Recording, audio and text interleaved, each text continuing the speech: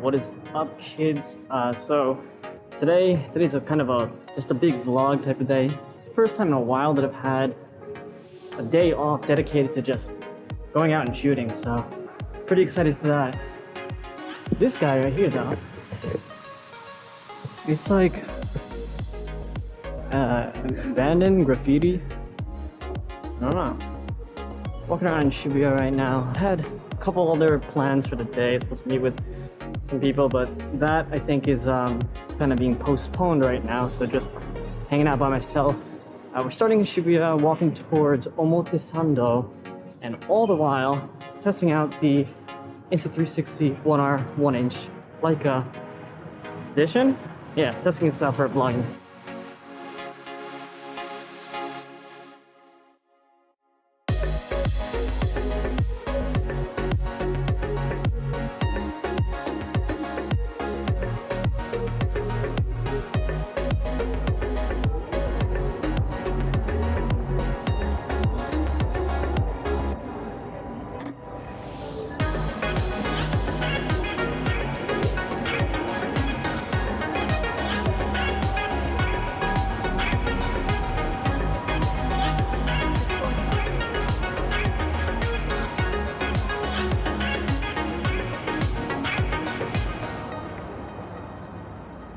Alright, so normally I use either the Canon 80D or the Insta360 ONE R 360 mod to do my vlogs recently, as well as like the POV type of street photography videos that I've been making.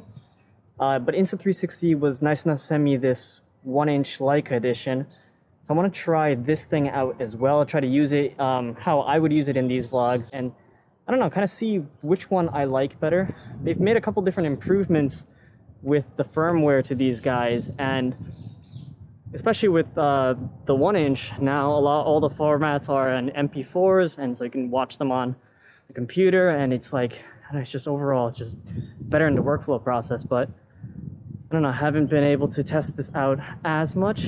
We're doing that right now. So right now I'm not using the Rode Wireless Go with this though, and that is because with, I think, the September firmware update, it made external mic usage a little bit wonky on the ONE R system, and so it hasn't been sounding great. It sounds kind of muffled.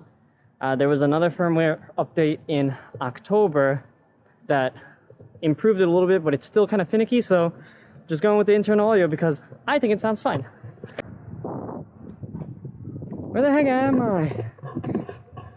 I was like, oh, I'll find this nice quiet area to vlog and talk, and now I'm just freaking lost. Nice green though.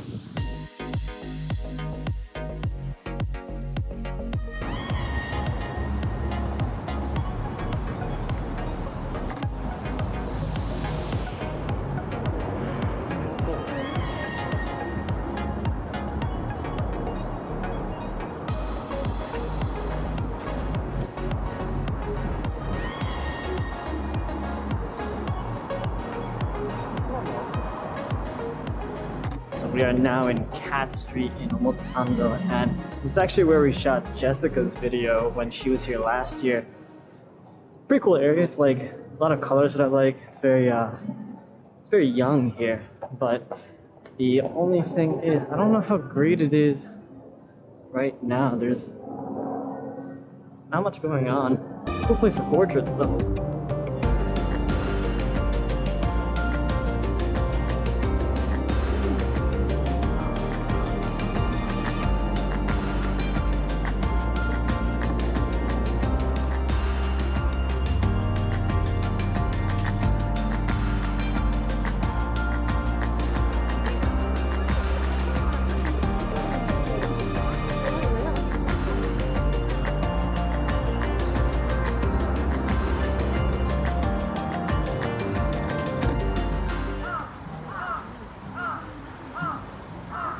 Curious what they'll do if I just take 360 and just shove it next to them. I feel like it's not nice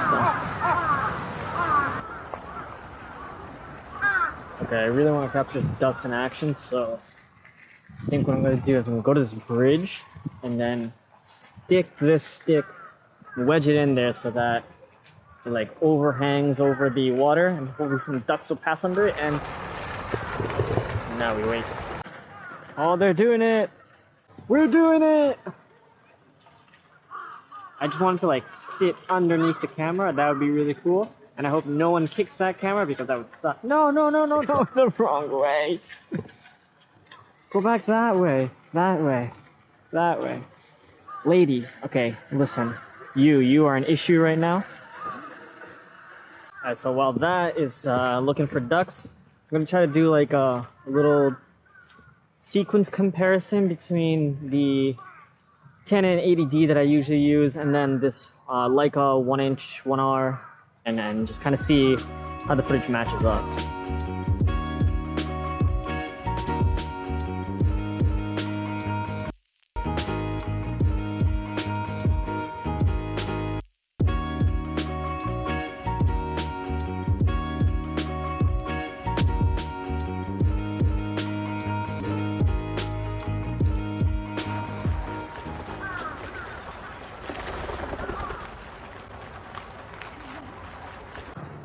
Also, I was saying earlier that with the latest firmware update, as of like the end of October, I think, mic inputs ended up being a little bit wonky. So just as a point of reference, this right now is me talking into I guess the internal mic. There's no mic attached to it. But once we put this on, so now this is me talking into the Rode Wireless Go that's right here, and it's attached into this little setup. I think it sounds a little bit muffled.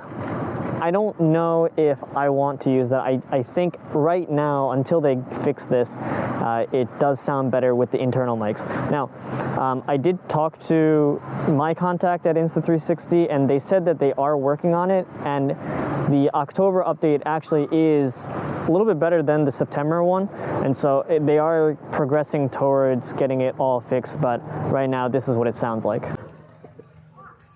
I found some friends to hang out with, so I think we're gonna head over to Shinjuku.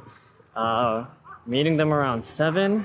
It is almost 5, so I've got a couple hours to kill, but I don't know, Shinjuku, I'll just do whatever. There's tons of stuff to do. There's nothing to do.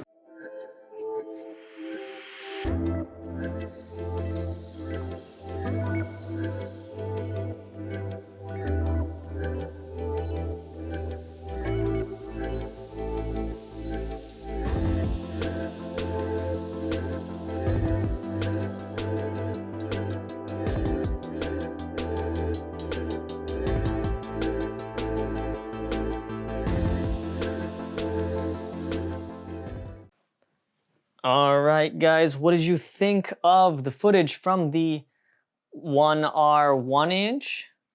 I think it looks pretty good. I'm a pretty big fan. To be very honest, it has been like 2 weeks, I think, since I actually filmed that vlog. So this is like me looking back at it. Either way, I'm still pretty impressed. It's definitely not without its faults. And the more I use this, the more I'm starting to like it. But also I'm trying to figure out ways to how to improve my workflow with it. Just kind of initial thoughts from this video. Definitely some things that I like about it. The quality is pretty good. Auto exposure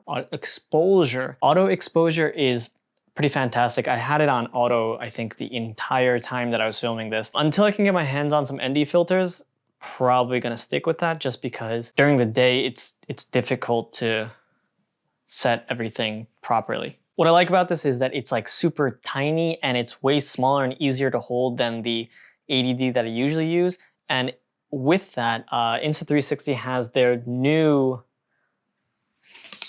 stick, and this one is so this is the old stick and this is the new one. And the old one, it definitely gets a lot more range and definitely better for the 360 cameras. However, for the 1-inch and the 4K, this is just way more convenient. It's just so much easier to use. It's easier to pull out. It's easier to put away. And it just like, it's so tiny that it packs up nicely into like bags and things.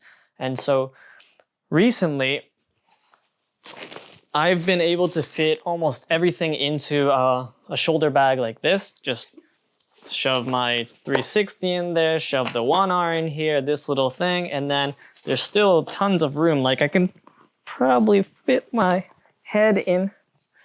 Okay, my head's too big, it don't fit, but you get the point. It's not heavy, it is compact, lightweight, and it's like really easy to just carry around. So I'm digging this setup right now, even holding the two cameras. So when it comes to post-processing though, there's a couple things that I like and a couple things that I don't like. One thing I do like is, so I've been shooting, this entire video was shot in log with this camera, and it's great. I'm no colorist, but I'm pretty happy with how it kind of grades. The other side of it though is the 5.3K files and the log files, it's pretty big. Like the file sizes are pretty big and it gets really heavy.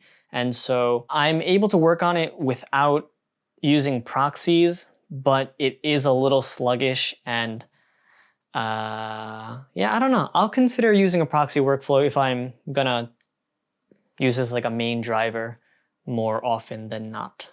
The other thing that I realized is, so stabilization on this, as you guys saw, is pretty fantastic. The only thing with the stabilization though is that it is all kind of software based, I guess. And so for me, what I ended up doing was I had to put all the files into the Insta360 Studio, the desktop app, and then export them out as H.264 with the stabilization added on. And then I took those exported files and put them into Premiere and I made this video.